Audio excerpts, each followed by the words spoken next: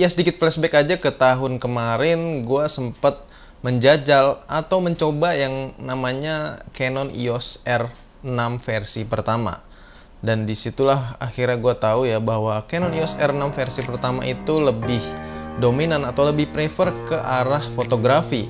Tapi setelah gue belakangan ini mencoba Canon EOS R6 yang versi kedua atau yang keduanya, gue cukup terkesan ya dengan upgrade yang ada pada kamera ini.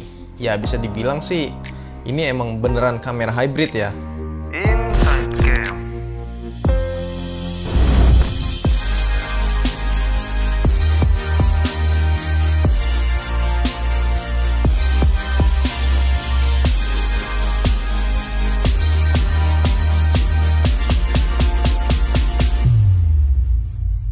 Oke, balik lagi di Inside Cam bareng gua, dan sekarang video ini khusus buat pembahasan dari Canon EOS R6 yang Mark II-nya, dan kameranya ini udah kebetulan di tangan gua ya.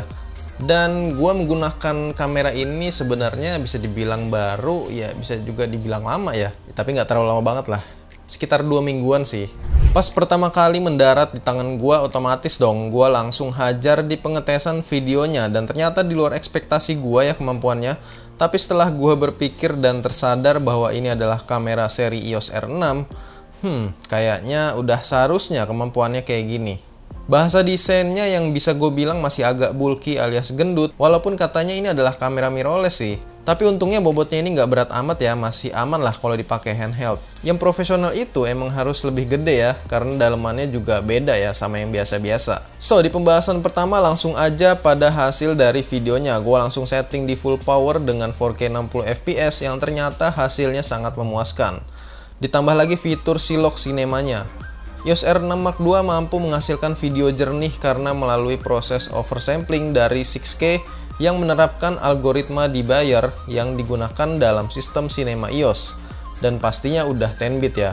Iya, jadi gue sangat-sangat menikmati hasilnya ya, dan khususnya saat scene low light atau minim cahaya jika dibandingkan dengan menggunakan resolusi 4K aslinya. Good job. Untuk penggunaan handheld nggak perlu diraguin lagi. EOS R6 Mark II ini udah mengadopsi image stabilizer in body, ditambah lagi adanya fitur movie digital image stabilizer dan juga optical stabilizernya. Dari ketiganya akan digabungkan secara terkoordinasi yang nantinya akan sangat mampu meredam guncangan, khususnya pada scene yang cukup mobile ya.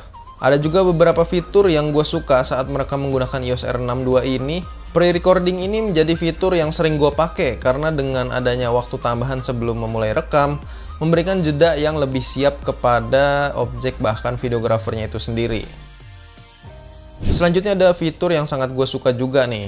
Ini penting banget buat pemfilman yang memerlukan scene pindah fokus. Biasanya beberapa kamera atau lensa akan berpindah fokus secara lambat karena adanya perbedaan jarak fokus. Dengan fitur focus breathing ini, gue bisa merasakan perpindahan fokus yang lebih smooth saat menekan layarnya, dan fitur ini hanya kompatibel di beberapa lensa aja ya, jadi nggak semua lensa bisa. Dan ada lagi nih fitur lainnya, apalagi kalau bukan fokusnya. Buat orang yang bekerja sendiri kayak gue gini, penting banget kualitas fokus yang baik pada kamera. Di EOS R6 II ini ada yang namanya subject detection. Jadi kamera ini mampu mendeteksi wajah manusia melalui matanya, serta hewan bahkan kendaraan sekalipun. Jadi walaupun subjek bergerak, kamera mampu men-tracking fokus dengan sangat baik. Tapi kalau kalian nggak bisa menentukan jenis subjek yang kalian tangkap, kalian bisa menggunakan auto subject detection. Jadi akan secara otomatis mendeteksi dan melacak subjek tanpa adanya peralihan mode AF apapun. Nah, nggak lengkap kayaknya ya kalau nggak bahas fotografinya.